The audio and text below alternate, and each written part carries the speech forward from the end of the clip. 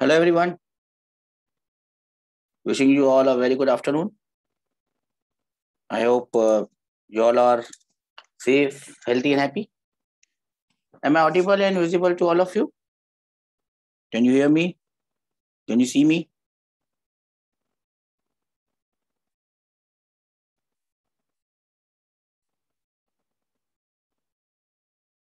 How can we improve our percentile to 99%? Okay, nice question. I also was thinking of making a video on that. I actually have a video on that. How can you improve your percentile to 99%? What is your present percentile, beta?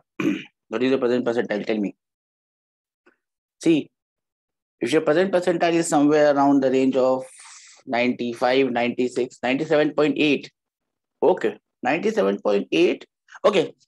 Today I'll also tell you some strategies that you must apply. Quick 5-10 minutes, I will tell you some strategies of what I have learned, how you can improve it to higher percentile. Well, basically, your exam is for 3 hours, right? The last 15 minutes you don't count, so your exam effectively reduces to 2 hours and 45 minutes. Now, when your exam reduces to 2 hours and 45 minutes, now how do you attempt the paper? You must remember how you attempt the paper, and the only strategy that I have is keep on doing the same thing over and over again. What do you mean by keep on doing the same thing over and over again? That you do as many papers as possible till the last day. Say, for example, your exam is on 26th. So till about 22nd, that means day after tomorrow, 22nd to 23rd, you must finish giving all your exams, as many exams as possible. 23rd, you stop. 22nd, 23rd, you stop. And then you start to look at the books, and you only do that part which you think that you have a confusion. What I used to do in my time, I started studying for JEE in the 11th standard, and I cleared it in a drop year. I also cleared it in the first attempt. My rank was 3000 something, which was not good. I stopped studying 7 days before the exam. I stopped studying, and in those 7 days, what I used to do, I used to relax. I used to listen to music, watch some TV. That time there was no Star TV, there was only Doordarshan. I used to listen to some TV, music, and then in between for 1 hour, 2 hour, I just used to see whatever topics I thought in my mind that maybe that question and in that topic I am confused with. There were lots of questions that was going around in my head. I had solved Rodov 2 or 3 times, but still there were too many questions. If I talk about physics, too many questions that were in my head. Yes, 3000. I think now it's a good rank. Beta, in my times, it was not such a good rank. In my times, it was not such a good. In my time, my friend of mine got 720 rank, and he got the branch which he was not expecting. He was expecting a much better branch. He got chemical engineering in IIT Bombay, and that was at our time not a good branch. To get a good branch in our times, it was somewhere around 500. You had to get somewhere around 500. There were only 5 IITs. For me, the IITs are still 5. What are those 5 IITs which I considered IITs? Because they were IITs when I gave the IIT. Kanpur, Delhi, Kharagpur, Chennai, and Bombay. These are the 5 IITs which I think are IITs. The rest of them are all made up. Anyways, so to get a 99 percentile, 99.9, 99.8, last year also 2 students got it. Last year 1 student got it, the other one also got it. What you got to do is attempt your paper in the best possible way. Make use of that 2 hours and 45 minutes, not the 15 minutes at the end of the day, because that is not of any use. That 15 minutes is gone. So don't count that 15 minutes. Now, in the first 40 to 45 minutes, you must be attempting chemistry, which should be your strongest topic. Which should be your strongest topic, and it is a subject in which you can score marks quickly. So you must be scoring marks quickly. Now, out of the 25 questions that you have, an average student, like you said, beta 97.8 you got. So you must be able to crack somewhere around 22 to 23 questions in that 40 to 45 minutes. You must be able to crack somewhere around 22 to 23 questions. 20 to 23 questions you must be able to crack. Out of those 22, 23 questions, the maximum number of questions that could be wrong should be only one or two. So effectively, your number of correct questions will be 20 and maybe one or two wrong answers. That's it. That is what I am counting on. So that will take you in the higher percentages of the students over there. Then after 40, 45 minutes, you must move on to the second best topic that you have. Second best topic, maybe physics, maybe math. You can again spend 1 hour on that topic, physics or chemistry, physics or maths, 1 hour, spend 1 hour. If you're good in physics, you must be able to attempt 22 to 23 questions as you are attempting in chemistry. You maybe the wrong ones will be more here, maybe two or three, but still around 19, 19, 18 to 19 question, I think a normal student can get them. Coming to maths, last one, you can give an hour. Again, you can attempt around 20 to 22 questions. Which topics you must be studying? Which topic you must be studying in physics? I'll tell you about physics. I can't tell you about chemistry or maths. Which topic for JEE means that you should study to get higher percentile? Okay, I will tell you which topic not to study first. Which topic not to study? Rotation, leave it. Don't study rotation. You will not be able to solve the question if it comes. Just study the simple definitions of rotation. Angular, what is angular momentum? What is linear momentum? How do you find angular momentum from linear momentum? How do you find torque? What is the relationship between torque and angular momentum? This is good enough. Just do that question of that ball which is rolling down the plane.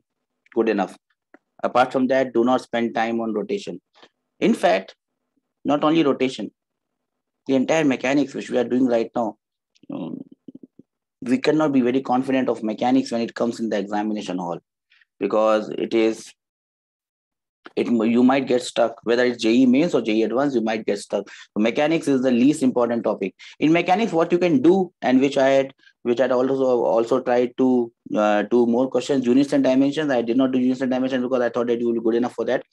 Units and dimension, you should do nicely. Motion in 1D, motion in 2D. That's why we did lots of questions. This NLM, it will hardly come maybe one question in a day. That's why we did not do so many questions on NLM.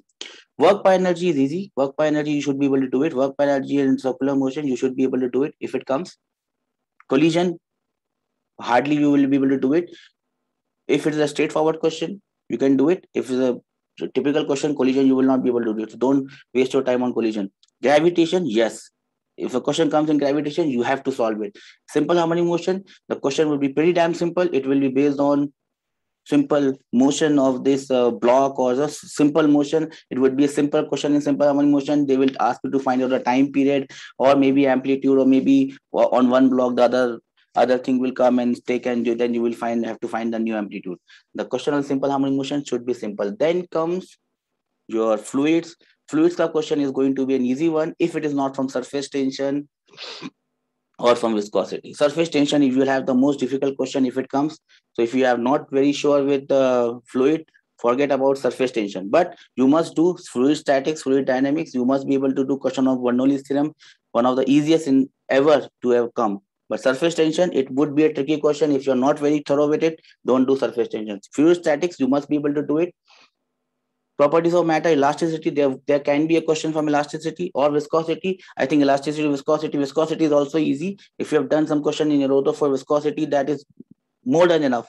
2 or 3 questions are there in Erodov. If you have done those conical wala question, and that cone is rotating inside that, and find the velocity gradient. If you've done those questions, well, you have done viscosity. Viscosity, the question would be simpler, you can do it. Surface tension, you cannot. Coming on to waves again is a tricky topic. If you're good with waves, if you're good with sound waves, you can attempt a question on sound waves. Else, the question should be based somewhere in the range of finding the equation of this wave. Or yes, I know, but you have 5 days to left, 5 days left. But I'm just telling you what all things that you can do now. What all topics that you can do now. Units and dimension, 1D, 2D. You can have a look at gravitation. We'll do gravitation here. Whatever I do, I will do it in 40 days. Whatever I'm doing, just do that much. Gravitation, SHM, fluids, forget about surface tension. You might not be able to do question of that. Waves, it is sound waves, do it. Electrostatics, electric current, you must be very thorough with it. Electromagnetic induction, magnetic effects of current, you must be very thorough with it. You should be able to do it. Then modern physics, you should be able to do all the questions. Then comes your semiconductors, your communication system, and your practical physics. There would be 2 or 3 questions from those topics, because those topics are only in JEE mains, which I'm not very good at. There must be 3 questions there in semiconductors, communication, modern physics. There would be 4 to 5 questions from these 3 topics, and they will be pretty damn simple. You should be able to attempt those questions. Magnetism, there will be a question. Magnetism is purely based on theory. If you can remember things, magnetism is one topic that you can do it at bar magnet thing, because that bar magnet thing is only in JEE mains. It is not in JEE advanced. So topics which are there in JEE mains, sometimes they come more, but now with NTA coming and with so many attempts, your case, you might get more questions from mechanics, you might get less questions from electrostatics. So it's all a jiggery piggy thing. But what I've told you is what you should not do. Optics, you should do wave optics. What should not do? You should not rely on mechanics at all. You should not rely on surface tension. You should not rely so much on waves. 12th May, everything is simple. Any topic from 12th standard, you should be able to crack it, whether it is JEE mains or it is JEE advanced. Anything else you want me to clarify on? And again, time management. Time management. Remember, in JEE mains, you don't have to clear subject cutoffs. You only have to score maximum marks. So if you can score 25 out of 25 questions in chemistry, do it. Even if it takes 1 hour, do it. Even if it takes 1 hour, 15 minutes, do it. So everything depends on your strategy. You think you are weakest in physics, do it at the end of this. If you think you are strongest in chemistry, do it at the first. And try to get the maximum marks in the beginning of your session. From 0 hours to 1.5, 2 hours, you should be able to get your maximum marks. Because after that, after 2 hours, when you see only 1 hour remaining, you will start to panic. So give your best in the first 2 hours of the exam. First 2 hours, if you give your best, if in first 2 hours you have attempted somewhere around 40 to 42 questions, maybe 35 to 40 questions, you have done well. 35 to 40 questions in the first 2 hours, that should be your aim. If you get to that figure, that means you have done this question correctly, because you would have spent some time on it.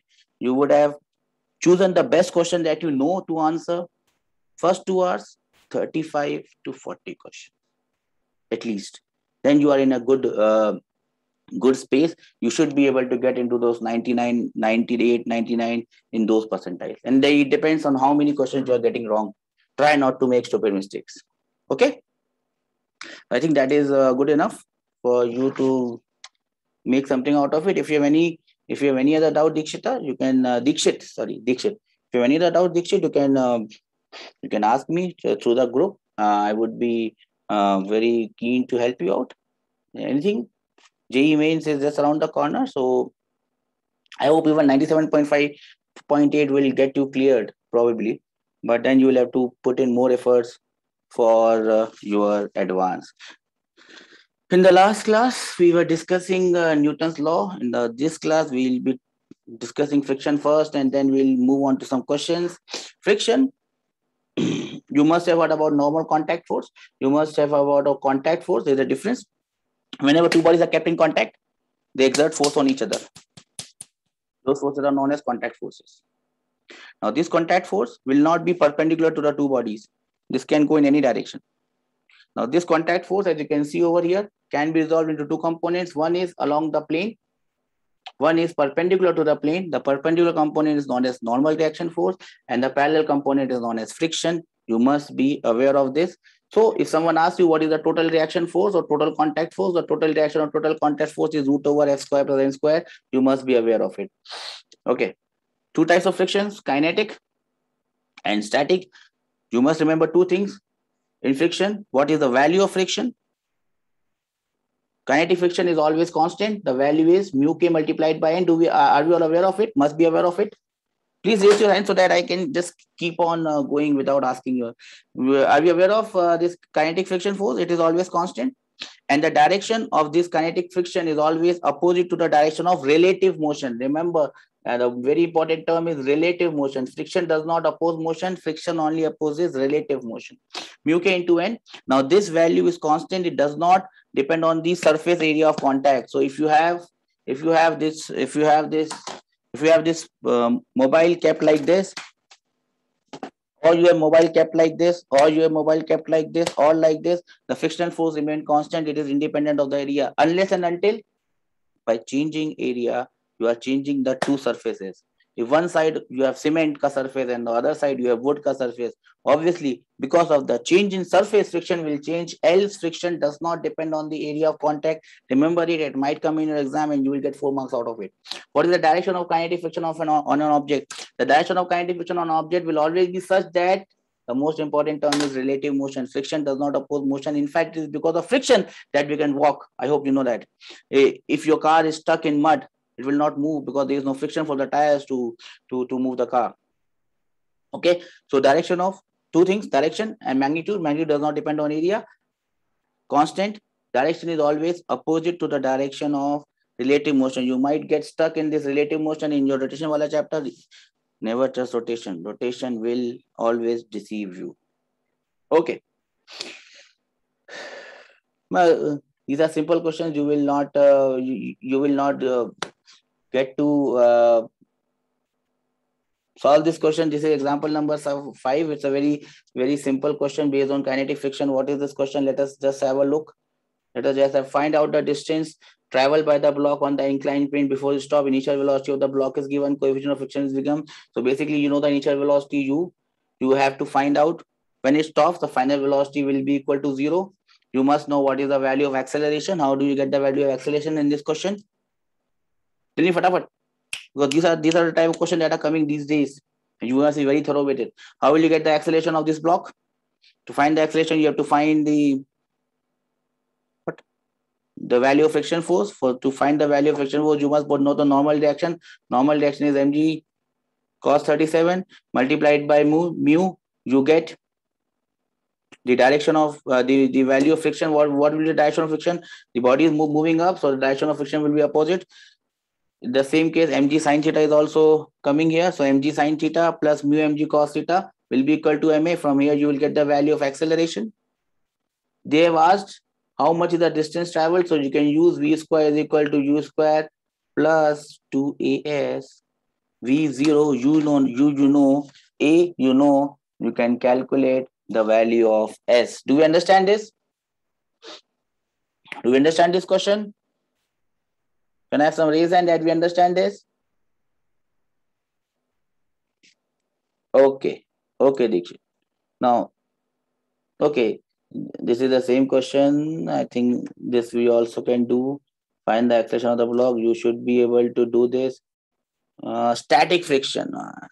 Static friction. But this is the friction that troubles a lot of us. Now, what is the problem with this static friction? What is the problem with this static friction? Now, this static friction will also trouble you in the chapter known as rotation, which is my favorite chapter. I told you I can teach you for 2 years and still not run out with problems. Problem with static friction is it is a variable friction. What do you mean by variable friction? That it can adjust. It's I call it intelligent friction. It is intelligent friction. It can adjust itself.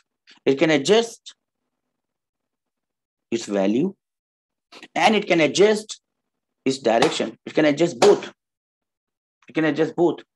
Now, when the static friction comes into the picture, when there is no relative motion between the two bodies, but there is a tendency of relative motion. The most important word here is tendency of relative motion. We call it impending motion. Some people call it impending motion. There is a tendency of relative motion. Wherever there is a tendency of relative motion, but there is no relative motion, the friction that stops it or the friction that comes into the picture is known as static friction, which is an intelligent friction because it can change its magnitude as well as its direction depending on how the motion is supposed to happen. It can change its magnitude. It can also change its direction. Now, there is a very nice example that I could have given you, but I hope that you know the nuisance of that. So I'll just forget it. Direction of static friction will be such that there is wherever there is a tendency, it must be opposite to the tendency. So if you have a block like this and your block like this kept, it is not moving, but it has a tendency to move downwards. It has a tendency to move downwards, therefore the frictional force would be upward. Do we understand this? Do we agree on this? If I keep a block on a rough wedge and I keep it here and the block does not move, that means the block is getting stopped. It has a tendency to go down. So the direction of frictional force will be upward. Do we agree on this? Can I have some raised hand that we agree on this? Now, can there be anything? Is there any case possible where this static friction can come downwards? Could be pointing downwards. What can I do? Is there a case possible where I can make this static friction to go downwards? It is. If I, for example, let me just say that the downward force which is trying to pull it is 50 newtons. Let us say that downward force which is trying to pull it is 50 newtons. I applied an upward force which is equal to 25 newtons. In this case, this block has a tendency to go down. If it is not going down, someone is stopping it. If someone is stopping it, that has to be friction. It has to be backwards. Are we getting this? We call this case as impending motion downwards. The impending motion of this body is downwards. Do we understand this? Now, I can keep on increasing the value of this 25 newtons. I can keep on increasing the value of this 25 newton, make it 30, make it 35, make it 40, make it 45. Depending on how much the value of this upward force is increasing, the value of this static friction will keep on increasing. Do we agree on this or not? Do we agree on this or not? If I keep on increasing the value of this 50 Newton is basically mg sine theta. So I'm not going to change this mg sine theta, but I'm going to change this upward force, which I'm trying to pull it up. If I keep on changing this, the value of static friction will keep on changing. Yes or no? Do you understand this? When I have some raise hand that we understand this. Static friction will keep on increasing because I am changing the upward force. Now, if I make the upward force also equal to 50 newtons, what will be the value of static friction and what will be the direction of static friction?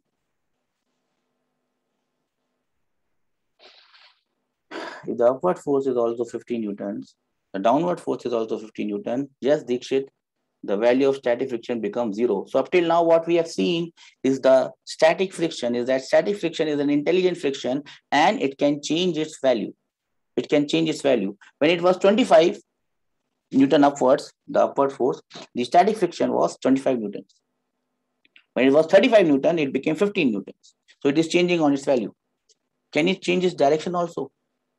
Can it change its direction also? That is the next question. Yes, you can change it. As soon as I increase the force from 50 newtons and I make it 51 newtons, Now, the upward force is 51 newtons, but the downward force is still 50 newtons. Now, it has a tendency to move. But in which direction is this tendency? This tendency is now in the upward direction.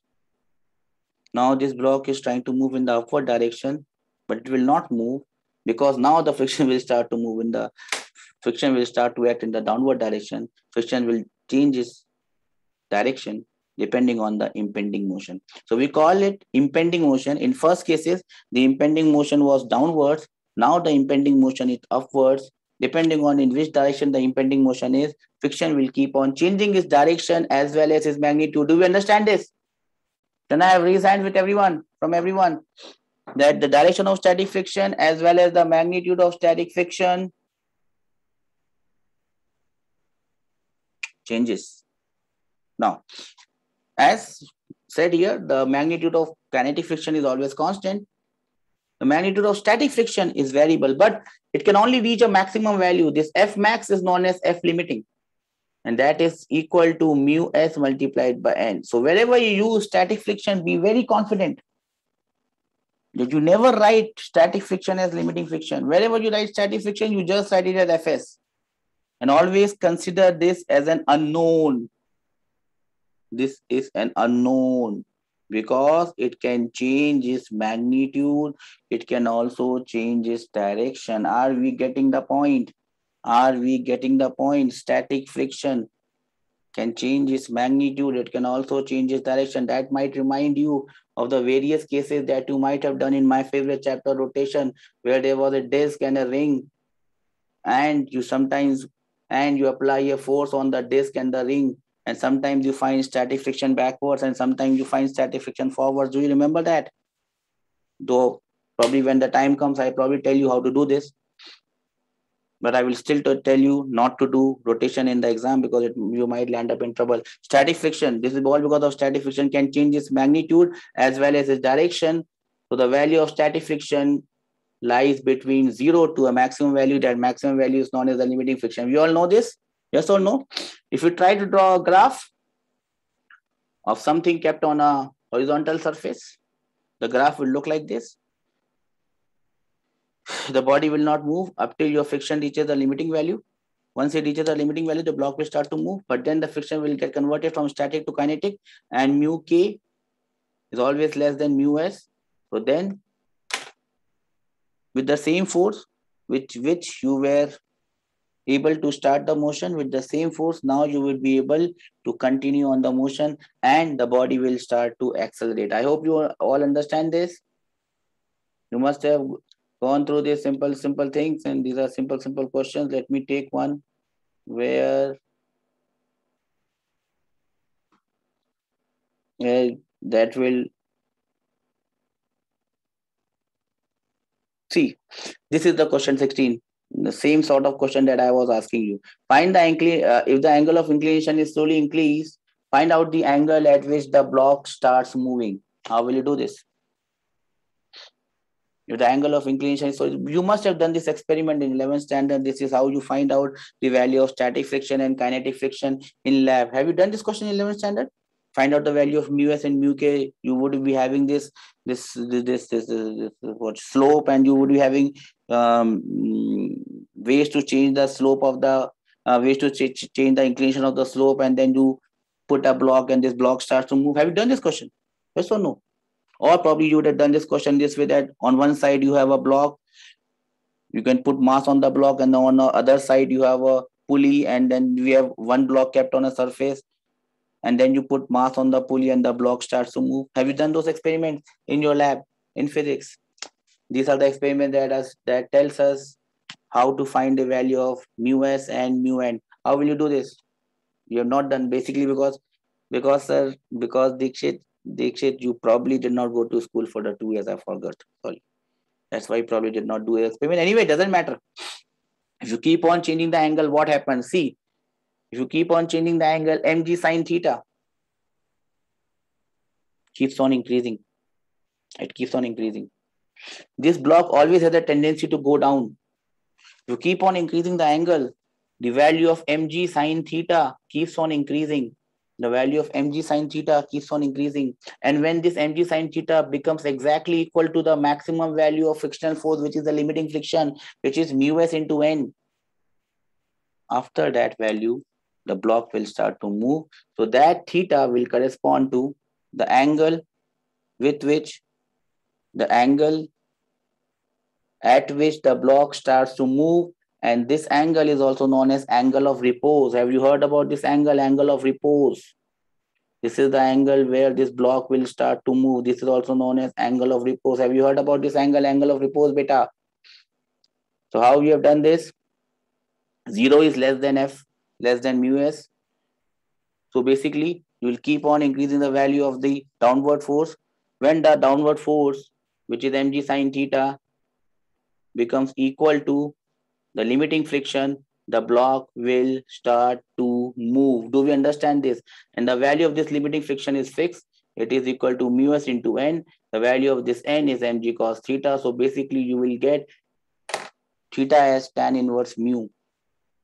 So at this angle, tan inverse mu, this block will start to move. Do we understand this? Can I have some reason that we understand this?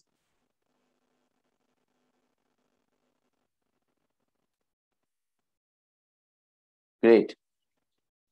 There was a question in my IIT based on this.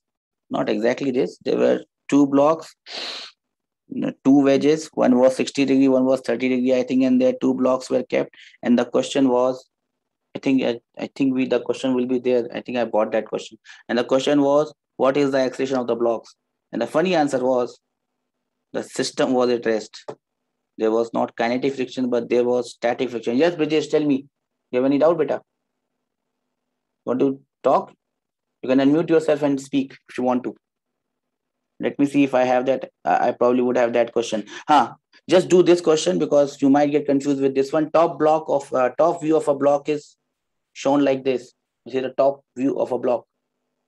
Find out the acceleration of the block. Find out the acceleration of the block. You might get confused with this question. The same question could be asked that something is kept on a wall, you press it with a wall and you apply a force like this, what will be the acceleration? Same question. This question is done on a horizontal surface, the other question is done on a vertical surface. What will be the acceleration of this block? Anyone? Find out the acceleration of this block.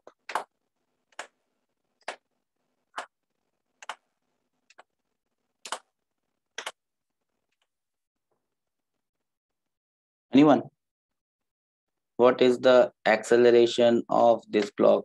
The block is the force pressing the block? But this is the answer. I don't think the force is pressing the block.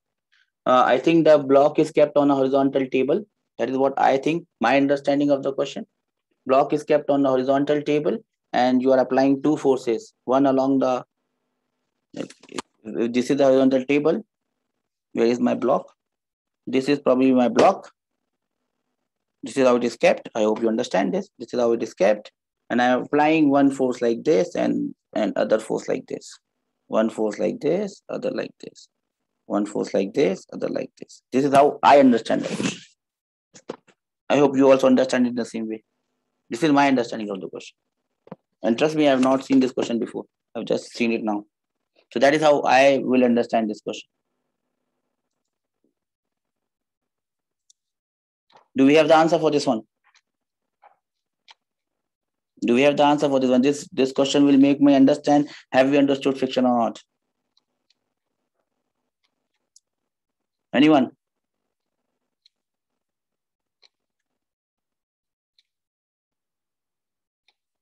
Anyone? I think there is a question in SC Verma where you are pressing the block against the wall. Do you remember that question? Where you are pressing the block against the block, where you are pressing the block against the wall. Do you remember? Anyone of you remember that question? It's from SC Verma, I think. Do you remember, anyone?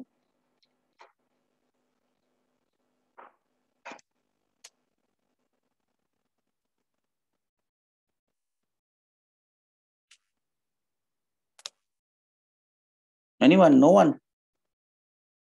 Shall I do it for you? If you can't remember it, if you don't understand this. So basically, this block is kept on the surface. So the weight is downwards. So what is the value of normal reaction? 0.6. How did you get 0.6? I don't think the 0.6 is the answer. So there's root 2 here. Root 256. Yes, maybe 0.6. Maybe. Okay. So basically, 40 Newton is acting here. 40 Newton is acting here. So basically, this block will move like this in the direction of the effective force. That effective force will be 40 root 2. That effective force will be 40 root 2. 40 root 2, I think, is 56. So this is 56 Newtons. This is 56 Newton. Now, if it's moving like this, friction is intelligent. So friction will be opposing it like this. Now, if this force is more than the limiting friction, then this block will move. Now, we have to find the value of this limiting friction. The value of limiting friction is given by mu s into n. Now, the value of mu, I think, is 0.5. 0.5, the value of normal reaction. What is the value of normal reaction? Normal reaction is the weight of this block. So the weight of this block, what is the weight of this block? I don't know the weight of this block. So I'll call it as mg. I will call it as mg. So it must be, the weight of this block is not given. So how will I find the value of limiting friction? How did you get the answer? Weight of the block is given? No, the weight of the block is not given, right? The weight of the block is not given.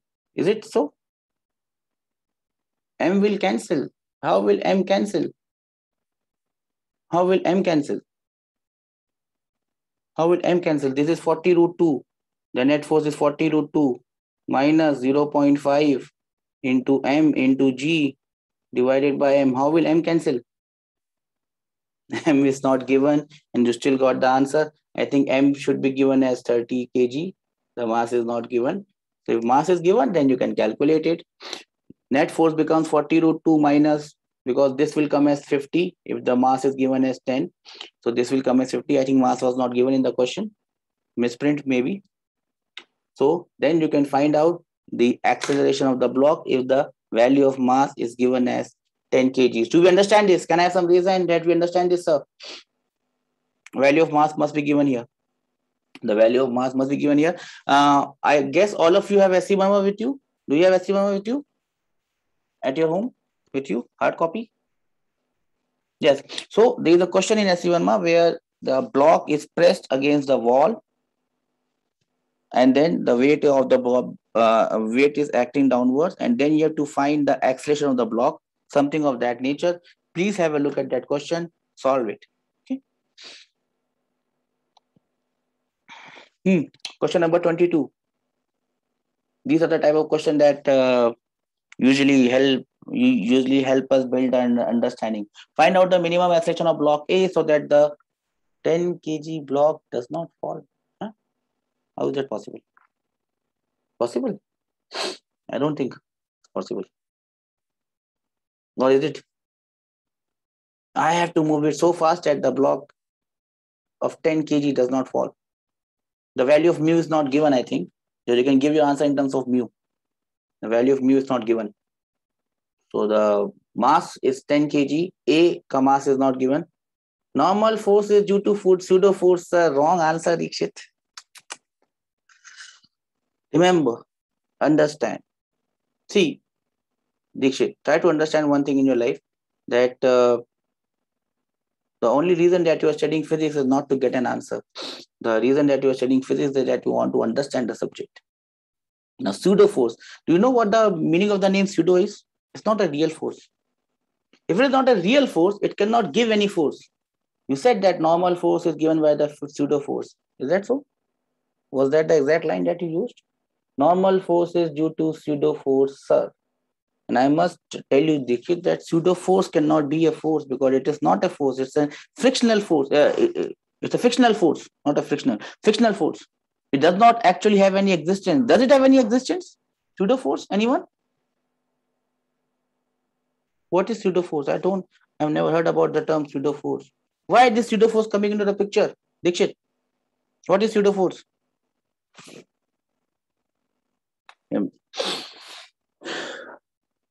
I mean that due to acceleration, it experiences a normal force. Okay, I can think that this is correct. Basically, the normal force is coming because of contact, beta. Because of the contact, right? Acceleration has got nothing to do with it. It's because of the contact that they are having. Now, this contact. Now, what is happening? See, we have heard. I told you about inertial and non-inertial frames. Newton's laws are only applicable in inertial reference frame. If you want to apply Newton's law in non-inertial reference frame, they are not valid. So if you want to apply Newton's law in a non-inertial reference frame, then you have to add an additional force which does not exist, does not have any existence. That force is known as pseudo force. The value of that force is m into a, where m is the mass of the body on which you are going to apply that force, and a is the acceleration of the reference frame from which you are going to make that equation. Okay. This block accelerates because of the normal force that the khada wala block is putting on it. That is correct. There's no doubt about it. That is correct. Pseudo force has got nothing to do with it. Okay. So how do I make the equation for this block? Just to give you a what should I say? A sense of how to make equation from different frames. I'll just make this equation. So look at what I'm doing very carefully. I hope you all know this, because as Dikshit said, you have scored very good marks in JEE Main, so you must be doing. So one reference frame is here. This is my gentleman. Let me call gentleman X.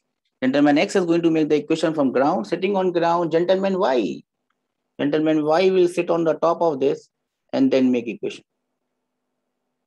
Okay. Can anyone tell me what equation gentleman X will make?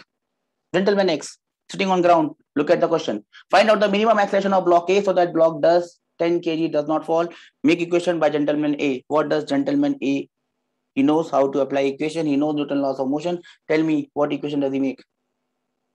What equation does he make, gentleman A? Gentleman A, force is a real thing. Gentleman A, what equation does it make? Anyone? Anyone? Sudha, Suraj, Jayant, Bhagyavati, Ashrit, Brijesh, Keshav, Dikshit, Teja. What equation this black guy, the X guy makes? No one knows the equation? You must know it better. Maybe you know it, but you don't want to know how to express it. Okay. Now, what does this X guy see? What does the motion he sees? Two motions, because we are assuming that this is not moving along z-axis. So forget about block A. We are just concerned about block B. On block B, what forces he sees? He sees 10g downwards. But given the condition that the minimum acceleration of wave A does not fall, that means it does not accelerate, there must be something which is stopping it. And what is that something that is stopping it? That is frictional force. So thus A guy makes this equation. On the y-axis, he makes the equation Fs must be equal to 10g. Do we all agree on this equation of this black guy that he has made it? Any doubts on this one? Yes or no? We understand this equation. Fs is equal to 10g. This is made by this black guy who is standing on ground. Now, what does he see again? He sees that the block is not going downwards, but definitely it is accelerating in the forward direction. Definitely it is accelerating in the forward direction. Definitely it is accelerating in the forward direction. Yes or no? Yes or no? It is definitely accelerating in the forward direction. It is definitely accelerating in the forward direction. And then he thinks about his free body diagram. His free body diagram, it would have this normal reaction coming from somewhere. This normal reaction is coming because it is in contact with the vertical face of body A.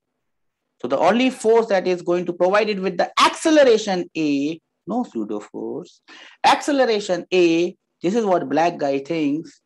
Black guy writes, he writes N is equal to MA. N is equal to MA. These are the two equations that this black person writes from ground frame. Do we understand this? How I've written this equation? Do we understand this? Can I have raised hand that we understand this?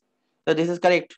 This is how you have written the equation from the ground frame by this black person who have called X. Okay. I can solve the question from here. You can also do it. I'll try to make the equation by the red guy. What does the red guy see? Now this red guy, he also sees that, okay, this block is supposed to hang in air. That means the downward force and upward force must match. So he makes the first equation. Oops. If I'm the black guy, if I'm the red guy, I must make it with the red pen. Okay, so I'm the red guy and now I'm going to make it with the red pen. Okay, red pen. So the first equation he makes is Fs is equal to 10g. No problems with this equation. It does not see any motion in the horizontal direction. My question here is, does he see any acceleration in the forward direction for this block? No, he doesn't see, because he is on the block A, and that block A and this 10 kg are moving together. So with respect to this block, A does not go any, with respect to this block, 10 kg does not go anywhere. He does not see any acceleration. So, but he sees this normal force, this red wala normal force he sees. Normal force is there. And that is why there's a problem. There's a normal force, but he does not see any acceleration. Why he does not see any acceleration? Because he forgets that he is sitting on a non-inertial frame. And Newton's laws are not valid now. If he wants to make this Newton's law valid, he will have to apply an unknown force, a frictional force, pseudo force into the picture. And what is the magnitude of this pseudo force? Is m into A, where m happens to be the mass of this block into A. And the direction of this pseudo force should be opposite to the direction of the frame of reference, the acceleration on which he is sitting. Now he applies this force and MA. Now remember, this is a pseudo force, not an actual force. And now he sees, okay, now it is good. Forward, it is normal reaction. Backwards, it is pseudo force because of my non-inertial reference frame. I don't see any motion here. So the normal must be equal to MA. Now, these two equations, you will say, sir, what, sir? These two equations are same, sir. What's the difference, sir? There's no difference, sir. You're just making us fool, sir. No, these two equations are not equal. These equations are not same. What is the difference between the two equations? The first equation is written in this form. The first equation is written as Newton's second law of motion. F net is equal to ma. We have found out the net force and we have equated to mass into acceleration. The body is accelerating. But the second equation that I have written is of a body which is at rest. Force on the right hand side is equal to force on the left hand side. This body is in equilibrium. Are you getting my point? What is the difference between the two equations that I've written and why this difference has come? The black gentleman sees an acceleration of the block. That acceleration is provided by the normal reaction. N is equal to ma.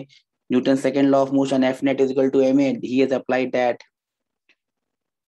The gentleman who is sitting on the block does not see any acceleration. He applies a pseudo force and he sees the block in equilibrium.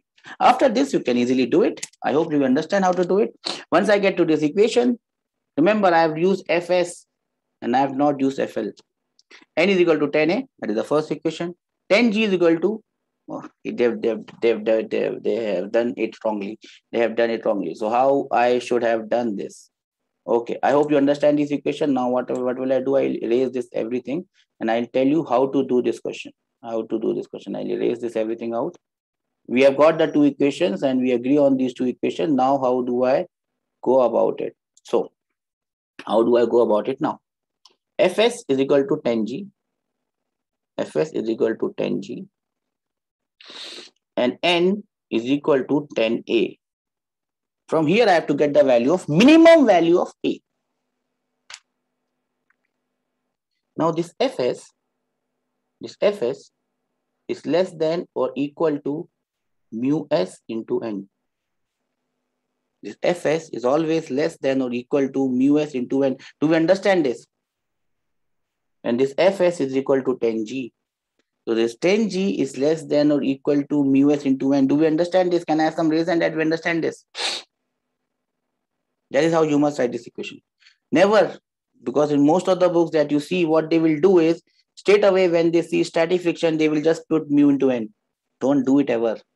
Don't ever substitute mu into N for static friction because we don't know the value of static friction. Because static friction is an intelligent friction, it will change its value. This is how you write it. 10G is equal to mu s into N. In place of N, you can write 10A. 10 to 10 getting cancelled. A will be greater than or equal to G divided by mu s. You get an inequality, and from this inequality, you can find out the minimum acceleration because there is an inequality there. So acceleration is always greater than or equal to some value. So equal to value becomes its minimum value. Do we understand this? Whenever you have a question of static friction, you will have minimum or maximum something. Whenever you get this minimum and maximum, somehow you will get static friction from somewhere. Are you getting my point or is it getting too much for you to absorb?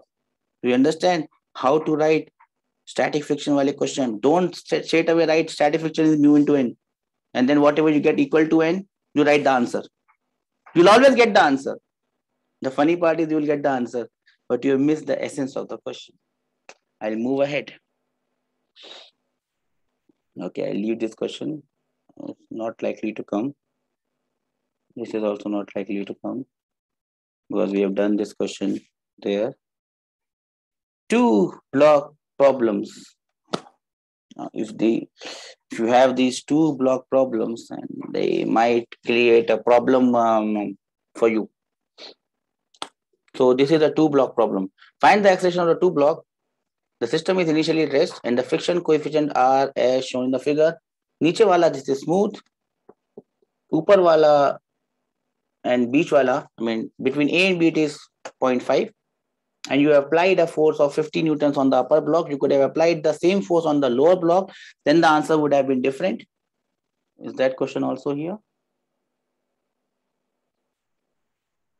Okay, you have the upper block wala question. I hope if you can do the upper block wala question, you should be able to do the below block wala question. Now, what are the possibilities here? What are the possibilities here? Sometimes in this question, you will find two values of mu given, mu s and mu k. If there are two values of mu given, then you have to use them differently. If it is static friction, you have to use mu s. Limiting friction, you have to use mu s. If it is kinetic friction, you have to use mu k. But in most of the cases, what you will see is they will only give you one value of mu, 0.5 or 0.6 or whatever. Then you have to understand what type of possibilities are there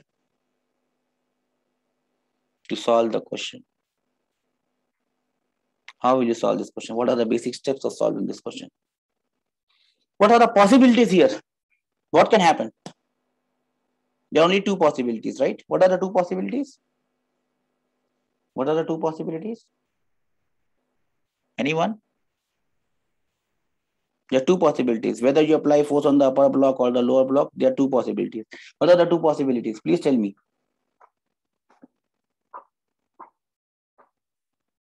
No one knows the two possibilities in this question. Two possibilities are there. One possibility is upper block will stay lower. What are you saying, beta? Upper block will stay with lower, and instead of saying it that way, you could have said it in a different way, beta. You could have said it. Yes, that's what Dixit is saying. Whether either they can move together as one system. That means there is no relative motion between them. There is no sliding between them. Or they can move as separate bodies. There are two things possible. Okay. Now you have to answer this. If I keep on increasing the value of f, which possibility will become more and which possibility will become less? On what factor does it depend? Whether they will move together or they will move separately. On what factor does it depend? If I keep on increasing the value of this f, what will happen? Because I have seen question in JE where they've given, I think one question where this question was given in terms of time, force was given in terms of time, and they were asked at what time the relative motion starts. They're given f is equal to 5t, something like that. JE something, some year. At what time the relative motion starts? So you just have to find out when it starts. You have to find the value of that force when it starts. So if you keep on increasing force, what will happen? At first, they will move together. Once they move together, it's very easy to find out their acceleration because both the blocks are moving as one system. The static friction between them is an internal force. It gets cancelled. F is equal to ma, m1 plus m2a. You can get the value of that acceleration for which they will move together. If they are moving together.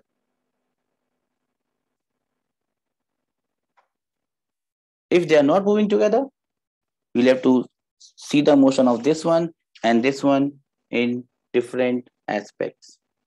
Am I clear? What will decide whether they will move together or not? You will have to look at this force F. If it is less than or equal to FL, what will happen? If it is less than or equal to FL, what will happen? Please tell me. If this force is less than or equal to FL, what will happen? One word answer. If this force is less than or equal to FL, what will happen? They will move combined. So first you check that. That is the first thing that you do in any question. Block downwards or block upwards. Doesn't matter. If F is less than FL, they will move together. You just apply F is equal to M1 plus M2A, get the value of A. Okay, got this? Once you get the value of A, you can make the equation for the lower block and write Fs is equal to m into a. Do we understand this? That is the easiest way of getting the value of fs. You can also apply it on the upper block. That will be f minus fs is equal to ma. Doesn't matter. So if f is less than equal to fl, they will move together. F is equal to m1 plus m2a. Get the value of a. Am I clear? Am I clear? Am I clear how to do this? Am I clear how to do this? To move together? Yes, Dikshit. And what happens if f is greater than fl? They will move separately. But now the friction is kinetic. Now the friction is kinetic and we know the value of that friction. So I can write the equation of the first block as F minus Fk is equal to Ma. Equation of upper wala block. Niche wala block, it will be Fk is equal to Ma2 because mass is capital M, A2, because both of them will have different acceleration. From which frame of reference have I made these equations? Next question. From which frame of reference is it easiest to solve this question? This one. Which frame of reference it is easiest to solve? I think it is the ground frame. So I made both the equation from the ground frame. Do we understand this? Do we understand this? How I made this equation? When they are moving separately. Upper wala block is moving with an acceleration A1 with respect to ground. Lower block is moving with an acceleration A2 with respect to ground. The only force that is moving the lower block is the kinetic friction. The force that is moving the upper block is F minus the kinetic friction. Do we all understand this? But they have different accelerations. Sir, for the second equation, what are you saying, beta? Sir, for the second equation, do we take the sum of both masses or only one? I have made the equation of mass 2, beta. Why you have to take it? I have not taken them as system. I can solve this question as a system. I don't want to confuse you. Don't want to confuse you. I am giving the simplest possible way of solving it. I can solve it as a system, but then they have different values of acceleration with respect to ground. So then you have to take different values of acceleration and then you can make the equation. Don't worry, you can do the equation. You can make the equation as one. You can take this as one system and make the equation, but then the accelerations are different. So you will have to think hard and get the values. It is not that question which I said that, I can do it in one single equation and I can get to the answer. In this question, getting them as system, in this particular question, taking them as a system had its advantages. Here, it does not have any advantage. That is why you need to solve as many problems as possible, beta. Because see, how can I tell you all this? I don't have a very sharp brain. My brain is deteriorating. I am 40 years old. I am getting older and my brain is getting weaker. But how can I give you so much ideas, so many ideas? It's not because I'm extraordinary. No, just like you. I'm probably, my brain is at a worse stage than you. I have done a lot of problems in my life. I've seen a lot of problems in my life. I may not recollect them exactly, but I know where I have to apply what. And that is what gives me confidence. And that is the confidence that I want to give it to you in whatever time we have. Maybe this year, or maybe some of you would be going to colleges. Some of you might think about, as me, I thought that 3000 is not a good rank for me. I again attempted and I got 1800 rank. That I think was good enough for me. Some of you might take the journey ahead. Anyways, my job is to make you, to tell you the simplest possible way of doing it. And I have done that. I hope you enjoyed this class and we had a lot of good discussion on this class. I gave you my tips, which I have learned over these years. I hope that you can use them. And if any one of you benefits from it, I will be very happy. Anyways, if you have any doubts, you can definitely, I think you must be having a group. I mean, or you can take my number from the office. I can't directly give you my number. I don't know whether it's allowed or not. So you can give me, so you can take my number from the office. I graduated from MERI Kolkata, beta. It's the most premier institute of for marine engineering in India at that time. Now it has become a university. So it is known as a maritime university now. Anyways, I'll wind off this class here. I wish you all the, not Jadavpur, beta, Kolkata. not Jadavpur. It was affiliated to Jadavpur University at some point in time, not with us. We were directly affiliated to the University of Surface Transport. After us, it got affiliated to Jadavpur University. Now they have their own university, Maritime University of India, MUI they call it, and they have a bunch of 8-10 big colleges for naval architecture. In our time, there was no naval architecture. It's a vast branch, it's a fascinating branch. It gives you lots of money as well. Anyway, we'll discuss more on naval engineering, naval architecture, and marine engineering when time comes. Right now, the time is for me to say goodbye, and I hope that you remain safe, healthy, and happy. I'll meet you tomorrow again, and we'll discuss the next topic, I think, which is center of mass and collisions. Let's see how many of things we can cover in the classes that we have. So up till then, take care, have a nice day, and enjoy your life, and best of luck for JEE mains for whosoever you are attempting it for. Okay, so we'll meet tomorrow. Anything else you can ask me. You can take my number from the office if you have to.